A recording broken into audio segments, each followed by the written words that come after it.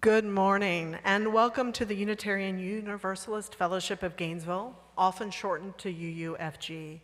My name is Sheila Bishop, and I will be your worship associate this morning. I'm joined by Harper McCridis, one of our youth group members, who will be helping with some parts of the service.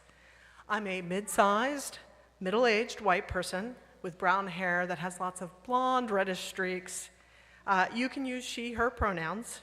I'm wearing a top with black and gray horizontal stripes, black jeans, and black sandals. We are grateful you are here, whether you are sitting in the sanctuary, prepping in the kitchen, ushering, monitoring the foyer, running the AV, or playing on the playground. We are grateful if you're joining online from our sibling church in Valdosta, Georgia, or from Stark, or Palatka, or the Nature Coast, or elsewhere. However you worship with us, thank you. As we gather here today, we honor the Timucua, Seminole, and all other Native peoples who lived on and cared for this land long before us. After the service, we invite you to stay for coffee hour. Drinks and refreshments and conversation will be shared in the Phillips Social Hall. If you're a visitor, please feel free to stop by our welcome table, which has a green tablecloth. Our welcome team would love to tell you more about our congregation. Now for a few announcements. The Humanist Unitarian Universalist Group of Gainesville, aka HUG, will meet in the common room today at 12:30. Our newly elected governing board will hold its first meeting on Wednesday, August 13th at 7 p.m. Remember, that's 7 p.m. The Gazette had a typo. And then I've been asked to let y'all know that because our 75th anniversary is next year, we are looking at reviving a much-loved monthly dinner activity for elders called the Elder Odyssey. And we're doing a survey to gauge interest. 17 people have completed the online survey, so thank you very much. But if you haven't, there'll be surveys available during coffee hour. All right. Heather, Joshua, and Jude, will y'all please come forward to light the chalice?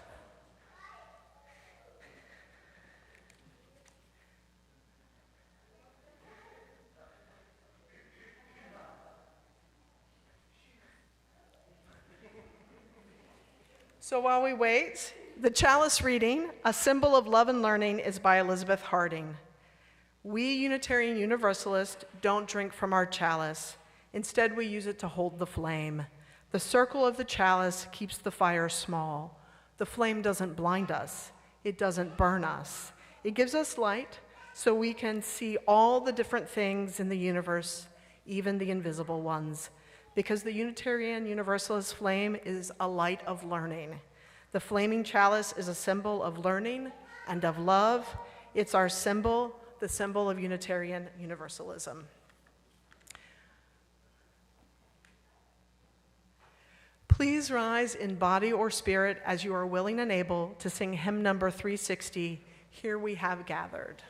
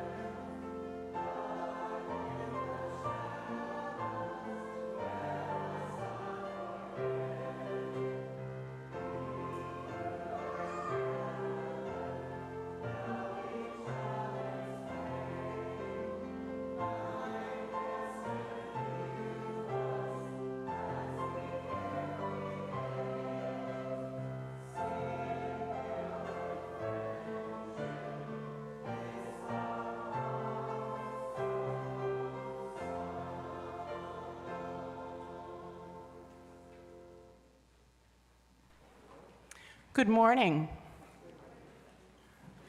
Tomorrow marks the first day of school for all of our children, our teachers, and school workers here in Alachua County.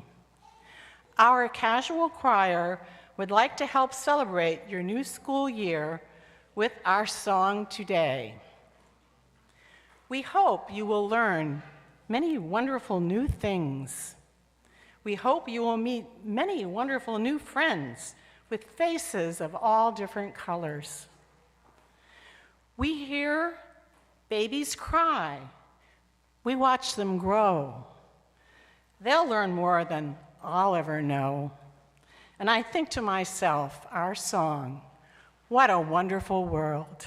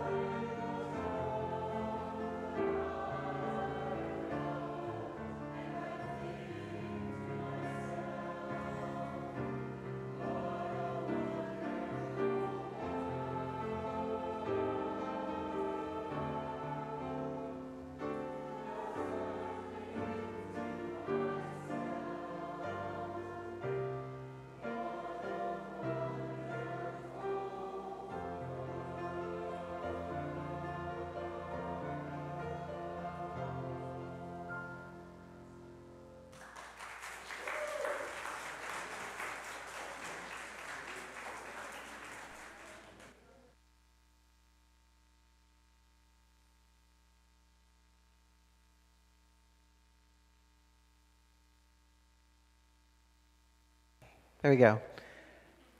I forgot I was wearing the headset. It happens to everybody, I'm sure. My name is James Chase, and I am the Director of Lifespan Faith Development here at the Unitarian Universalist Fellowship of Gainesville. I'm a white, medium-sized person with short hair that just the tips have a little bit of color. I dyed it all at the beginning of the summer, and I've been getting little haircuts as it's gotten a little shaggy, so now we're just down to the last little bit of joy. I am wearing glasses and a colorful dinosaur button-up shirt. It's black with colorful dinosaurs, and black cargo pants.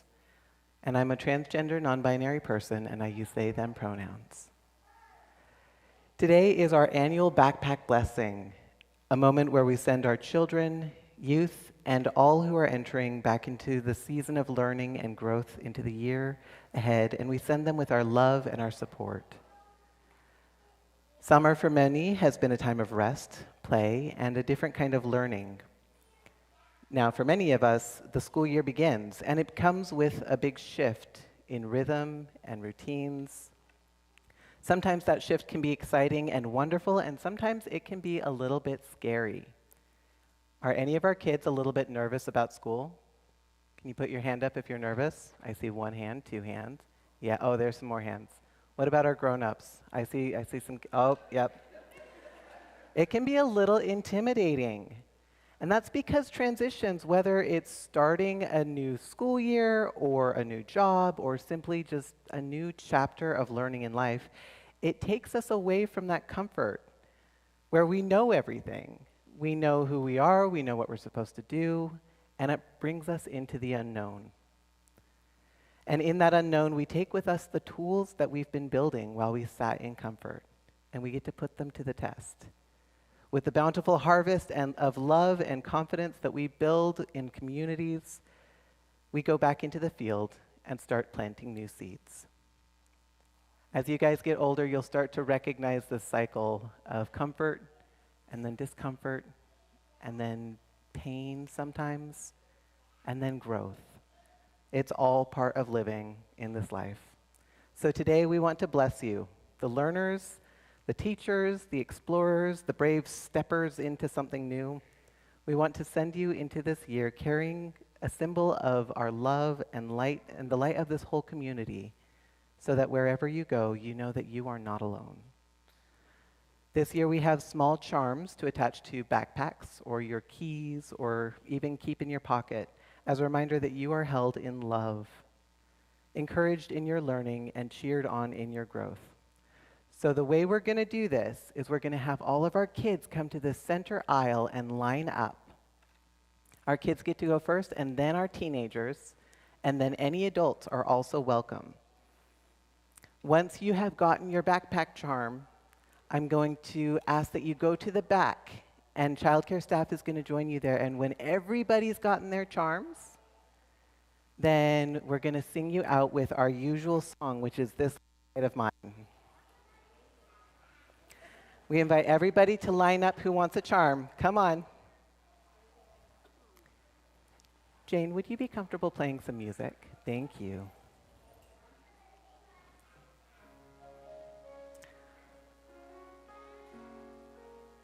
Wherever you go in this year, may you carry curiosity and courage.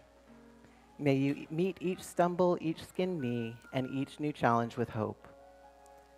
May you be open to the seeds of growth and learning that are wrapped up in discomfort, open to learning about yourself and those around you, wherever you find these moments of pain. May you know that you are surrounded by people that believe in you, who love you, and who are working every day to build a world where you can thrive. And may you let your light shine, keeping love at the center of all that you do, a flame rooted in community that is bright enough to warm your own heart and bright enough to guide your way for others. All right, come on forward. You can choose a color, and that one's for you.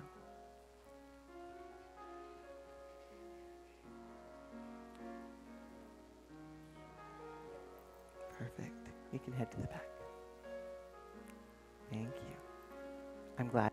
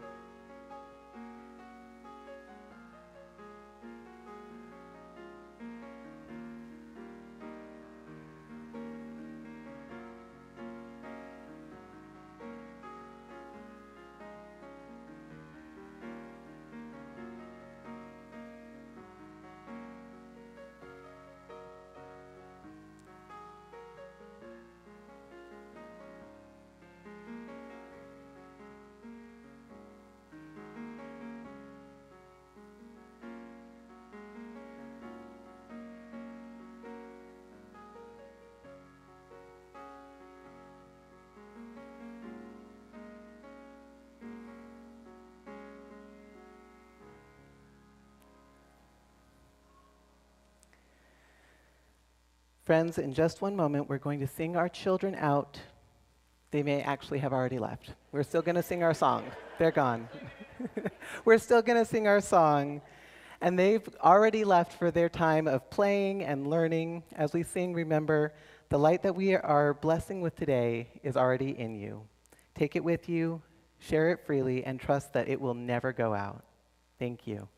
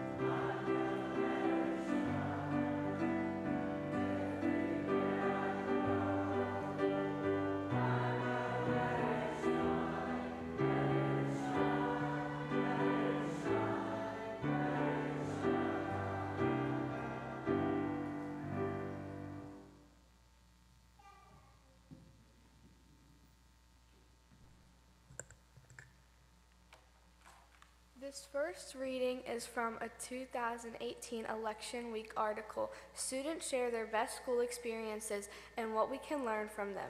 This was Oscar Scalazar's best moment. The best moment I ever experienced in school was last year when I was sophomore. I took biology last year towards the end of the year. We got to dissect a feudal pig, and now I know that it sounds gross, but it's really not. That's what I thought at first too. I did lots of fun experiments in class that were new to me, such as making small ecosystems in bottles and dissecting owl pellets to find mouth skeletons. I think that these experiences were really fun and interesting.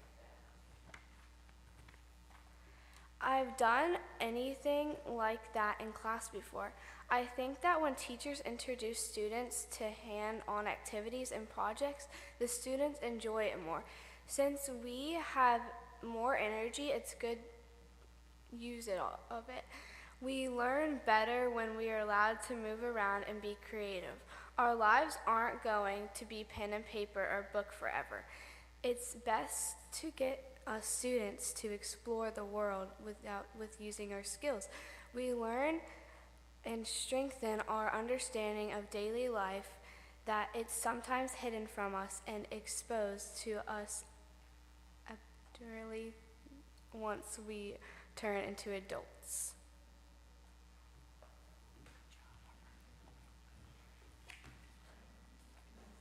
Harper is helping us with a little hands-on education, right? Yes. I got to turn to the right spot in my script because we have multiple scripts up here, so it'll take me just a second. I got to turn my page. We got lots of pages because it's in 14-point type, so I can actually read it. Each week, we invite you to write in the book of joys and sorrows, which you'll find on a table near the doors of the sanctuary before the service starts. Before we get started, we would like to welcome visitors today, and I'll try to make sure I get your names correct. There's one name I'm not sure if I'm reading correctly. You can raise your hand if you want, or you can just take our welcome. Troyd, David, Kathleen, Amber, AJ, Robert, Krista, Eclipse, and Maddox. We are so glad you joined us today.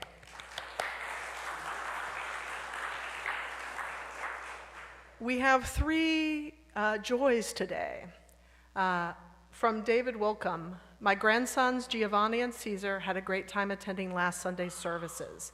They checked out all the playground equipment and bounced around on the indoor classroom cushions. I observed both boys felt they were welcome here and would like to return next time they are in town.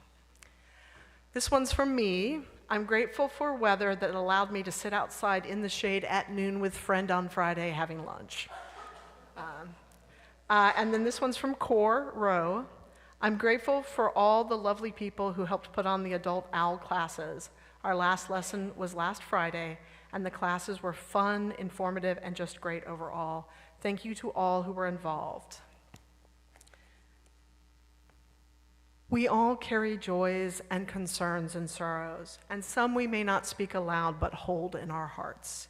For these unspoken joys, concerns, and sorrows, we invite you to come forward and drop a stone in our communal water bowl. At the end, Kay Anderson from the care team will drop stones for any joys, sorrows, and concerns held by folks who are watching us online. Let the water represent the love and support of this church community for all who are gathered.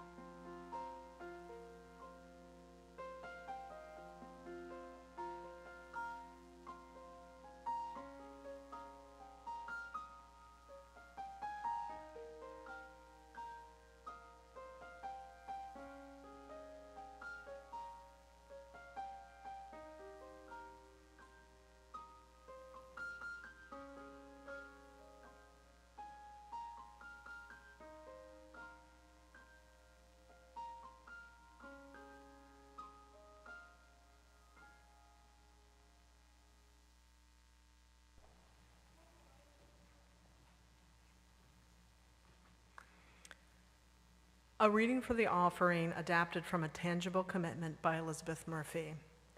Your contributions of time, talent, and/or financial resources are a tangible commitment to the mission and vision of UUFG.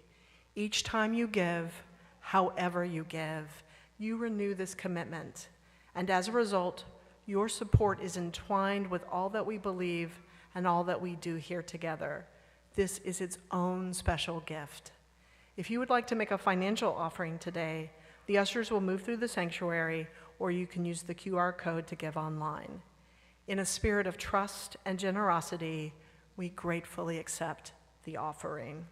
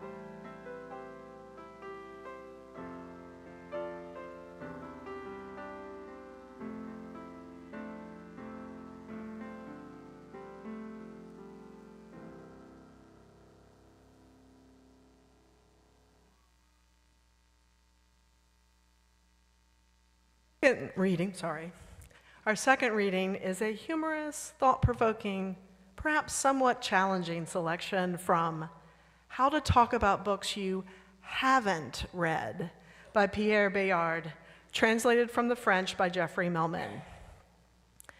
If learning to talk about books you haven't read is for many people their first encounter with the demands of creation, particular responsibility lies with those who teach. Given their positions and personal experiences, teachers are ideally placed to advance this practice among their students. Although students are initiated during their education into the art of reading and are even taught how to talk about books, the art of talking about books they haven't read is singularly absent from our curricula, as though no one ever thought to question the premise that it is necessary to read a book in order to talk about it. So why are we astonished by their distress when they are questioned on an exam about a book they don't know and cannot find the wherewithal to reply? Our education system is clearly failing its duties of deconsecration, and as a result, our students remain unable to claim the right to invent books, paralyzed by the respect due to texts and the prohibitions against modifying them, forced to learn them by heart or to memorize what they contain. Too many students lose their capacity to escape and forbid themselves to call on their imagination in circumstances where that faculty would be extraordinarily useful. To show them instead that a book is reinvented with every reading could give them the means to emerge unscathed and even with some benefit from a multitude of difficult situations.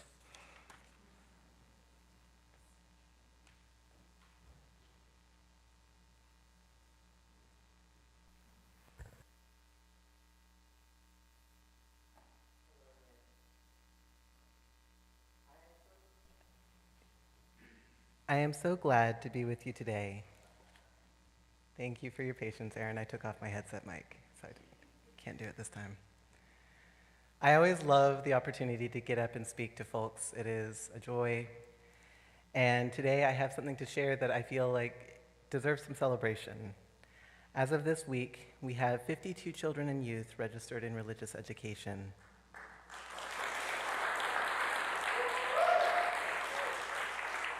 52 kids. That's a lot of kids. That's a lot of people. And many of them are still in this room, so thank you. I'm glad you're here.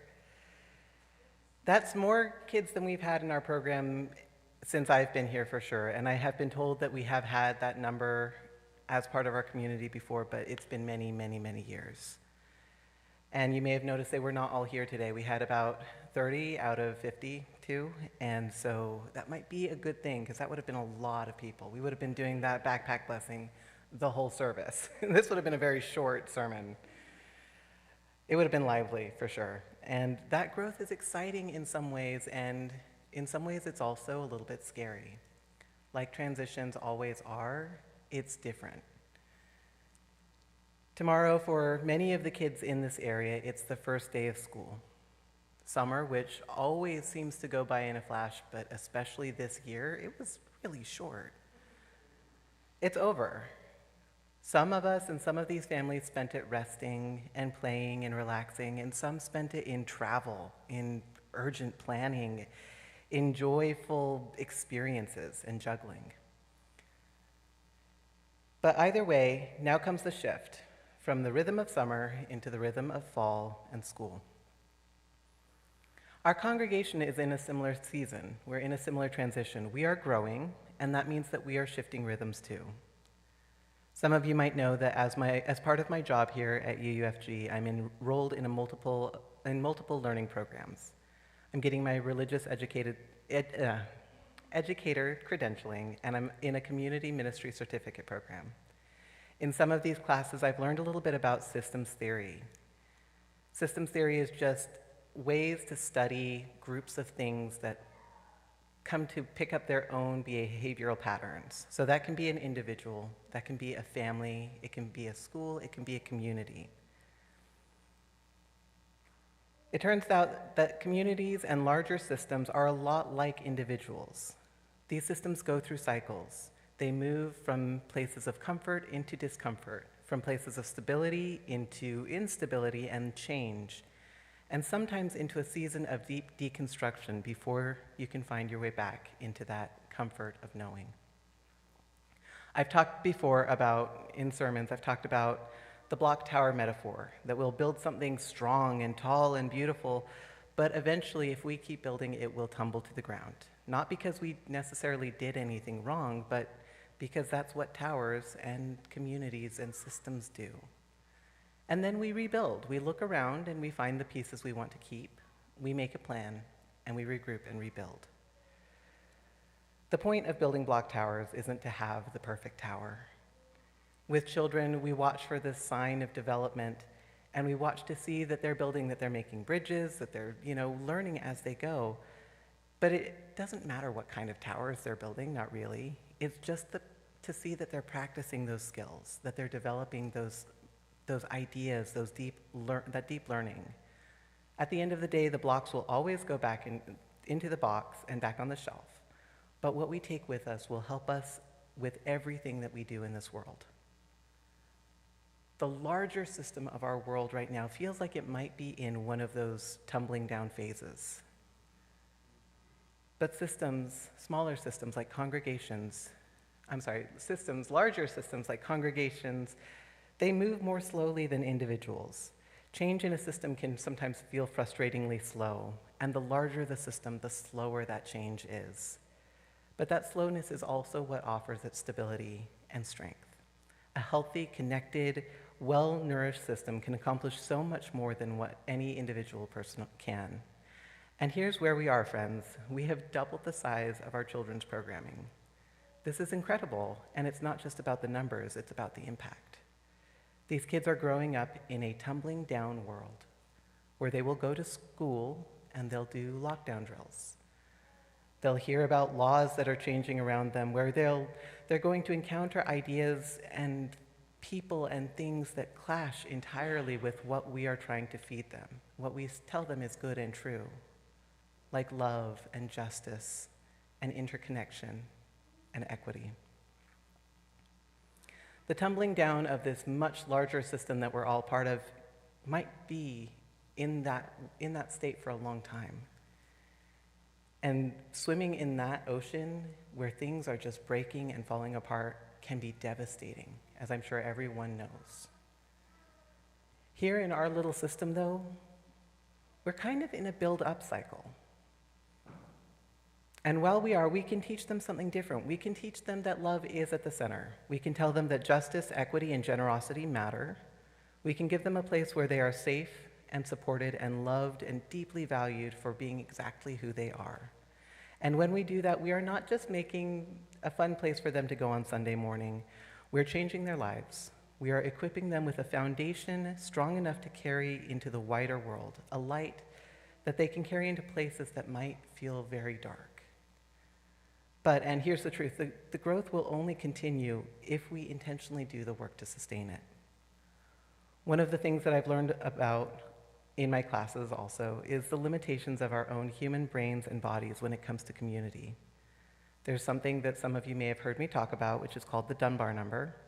It's called the monkey sphere, and it's basically research studying primates. And they've discovered that you can actually estimate the size of a primate's stable social group by measuring the size of a specific part of their brain, the neocortex, for anyone who cares. For chimpanzees and gorillas, it's about 50 people, 50 monkeys in their community.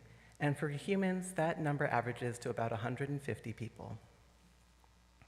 What happens when a community reaches that size? Individuals might not be able to really recognize and relate to every single member in that community as part of their group or their tribe. In the wild, primate groups that grow past their natural limit tend to split apart or tend to be violent towards each other. Systems fall apart once you hit that size. However, humans have evolved a different strategy. With intention, we can form smaller circles within a larger community. That's why as UUFG has grown towards that Dunbar number, and yes, we're right there, folks. We're actually exceeded a little bit. It's even more important to be involved with a smaller group within this whole. It's how we make sure that everyone has a place where they are known, where they can look around their small group and recognize and have history with and really truly have connection with those people and feel that they belong. That's why we're building up whimsy groups and other connection points. These whimsy groups are small, interest-based circles. We're going to be doing maybe movie nights. We have a fiber arts group that is actually meeting after service next week. Bring your crafts, fiber or not, you're welcome. We have messy play dates for the kids. We have classrooms. We have discussion groups. We have community conversations, book clubs. We have a meditation group, our humanist circle, our pagan group. There are all of these little circles that already exist. And that's why we invite you not just to get involved in just those social groups, but also in the ministries and the work groups that make our fellowship thrive. Worship, hospitality, Lumen, which is our children and family and programming, Adult RE, cups, coffee hour, hugs, all of it. The truth is, these smaller circles do more than just help newcomers find a place to land. They keep you in and connected as well. Without these groups, it's easy to feel a little lost as the community continues its growth. But when you're part of a circle, whether it's for service or for fun or for learning, you're rooted. And rooted people make strong communities, and strong communities really can change the world. This is a little bit of a make or break time for our system. Right now, do we have folks to volunteer in the classrooms?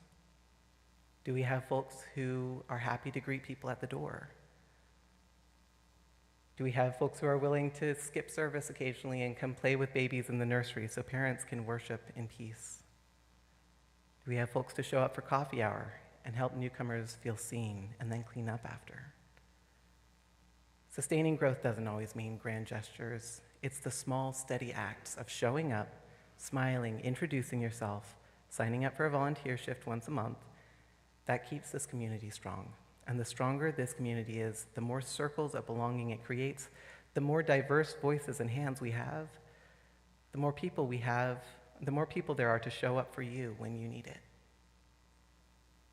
We're shifting from a family-sized congregation into being a program-sized congregation, and that shift brings both incredible possibility but also challenge. It asks more of us, and it gives so much more in return. Because here's the truth, every person who walks through these doors, every child who joins our RE, a religious education program, every adult who comes in looking for just a moment of connection and being seen, they are part of our story now. And we get the chance to be part of theirs. Friends, early in the service, we blessed our children. And all of us in season of change, children, adults, everyone here, with these small charms as reminders of this community's love and light. And those charms are cute. They're fun. It was fun to make those. But those charms are not the real blessing. They're a piece of wood with a symbol engraved on them. And the blessing here is you. Your presence here, your willingness to grow alongside one another, your choice to show up, that's the blessing that our children will remember. Because when they step into the classrooms tomorrow, and when any of us step into a new chapter, we carry more than a charm or a symbol. We are carrying the actual living light of our community, a light that says, it's a blessing you were born. It matters what you do. Your experience of the divine is true, and you do not have to go it alone. So as we go from here, let's keep doing what we do so well in this space. Hold each other up. Walk with each other into the unknown, as scary as it might be. And let our light shine so brightly that everyone can find their way home. Thank you.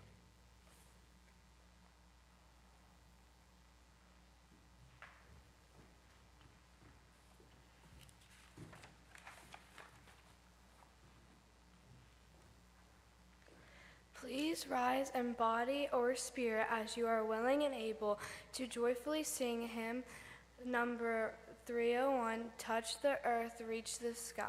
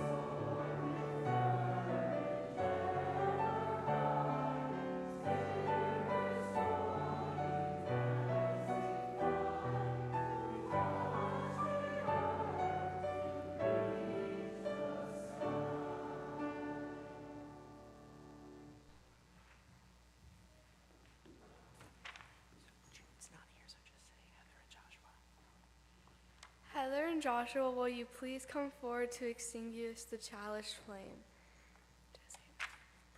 Please join me in saying our chalice extinguishing words. We extinguish this flame, but not the light of the truth, the warmth of community, or the fire of commitment. These we carry in our hearts until we are together again. The closing words are by Michelle Collins. Changes abound around us, within us, between us, in our communities, our neighborhoods, and our beloved faith communities. Changes abound. May we each find the balance point we need as we move through our ever-changing world, the balance between the old and the new, between the known and the unknown, between the familiar and the perhaps bold and risky possibilities that may be there waiting. Changes abound.